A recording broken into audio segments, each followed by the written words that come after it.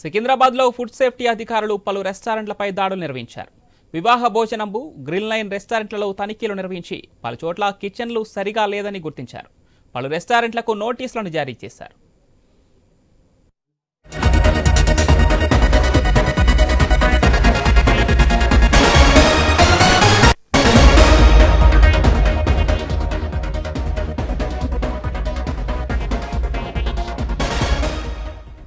సికింద్రాబాద్లో food safety అధికారులు పలు రెస్టారెంట్లపై దాడులు నిర్వహించారు. వివాహ భోజనంబు, గ్రిల్ లైన్ రెస్టారెంట్లలో తనిఖీలు నిర్వహించి పలు చోట్ల కిచెన్ సరిగా లేదని గుర్తించారు అధికారులు. ఈ క్రమంలోనే పలు రెస్టారెంట్లకు నోటీసులను జారీ చేశారు అధికారులు.